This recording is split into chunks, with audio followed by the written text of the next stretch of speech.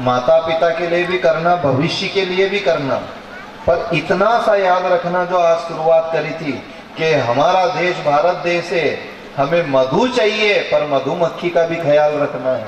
हमें दूध चाहिए पर बछड़े के ऊपर भी दया करनी है। गाय का बछड़ा भूखा नहीं रह जाए, हम अपनी बाल्टी भरने के चक्कर में उसे भूखा नहीं मारो। कमाना है पर किसी को दुख दे करके नहीं कमाना है, धनवान बनना है पर किसी को सता करके नहीं बनना है। अपनी तिजोरी भरनी है पर कोई का जेब काट करके, गला काट करके नहीं बनना। इस संसार में व्यवहार ऐसा करना कि अपने व्यवहार से परमात्मा भी प्रसन्न रहे और ये संसार भी प्रसन्न रहे। प्रसन्न खुद भी रहे और दूसरों को प्रसन्न रहे। एक सेठ जी रोज मंदिर में जाते तो वहां 10-20 भिखारी बैठे रहते, तो रोज उनके कहीं देव या हाथ में 1 रुपया 2 रुपया भगवान जाने, तो ये सब भिखारी खुश रहने बड़ा हंसे। तो 2-4 अकलदार आदमी आए, उन्होंने की सेठ जी आप लोगों को बिगाड़ रहे हो, आप में अकल है क्या नहीं है, रोज चिल्लर ले आओ कजा कहां से ने बांटो, धीरे धीरे भिखारी यही जम जाएंगे, नहीं इनकी आदत बिगड़ जाएगी। आप पैसा वाला तो सब पैसा वाला है, सबको परेशान करे। तो सेठ ने की दादा मैंने तो कभी इनके 1 रुपया भी नहीं दियो, रोज तो दो इनका हाथ में, आपने ये सब हंसे। तो ना सेठ ने की दादा मैं पैसा थोड़ी दूं के फिर क्यों, तो इनकी हथेली में गुदगुलिया पाड़ को जो वहीं से जाए, तो पैसा भी नहीं लगे, मैं प्रसन्न का प्रसन्न। आपको कुछ नहीं करना है, अपना घर में काम करने वाली काम करे, रोटी बनाने वाली रोटी बनाए, बर्तन मांजने वाली बर्तन मांजे।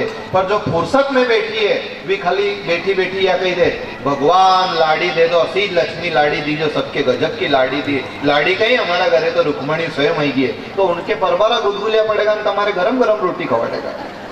पर ये डाम चौंटाड़े बापड़ी, उनके डाम चौंटाड़े, या लक्ष्मी आई है उन्नन से ना घर का हमदा क्या हुई है, तो उन्होंने की आप डोकरी खाई लीजिए तू भी गरम,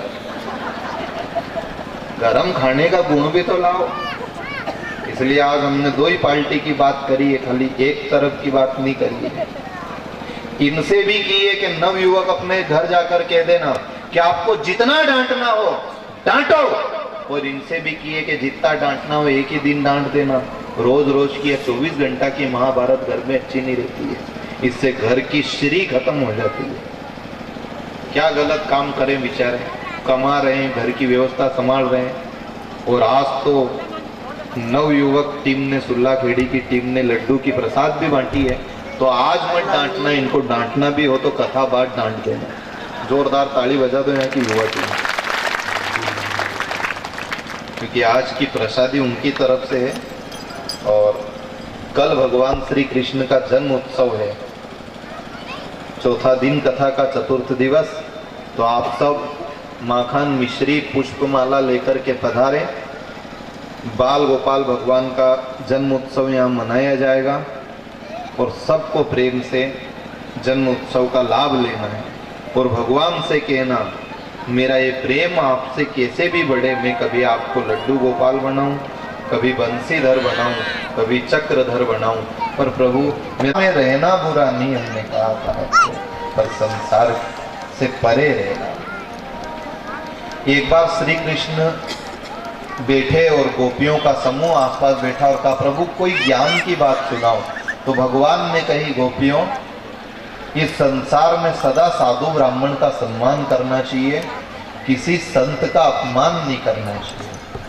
तुम एक काम करो, भांडीर वन में दुर्वासा मुनि आए, वो मेरे गुरु हैं, जाओ उनका दर्शन करके आ जाओ, उनको भोग लगाओ, प्रसाद ले जाओ बना करके।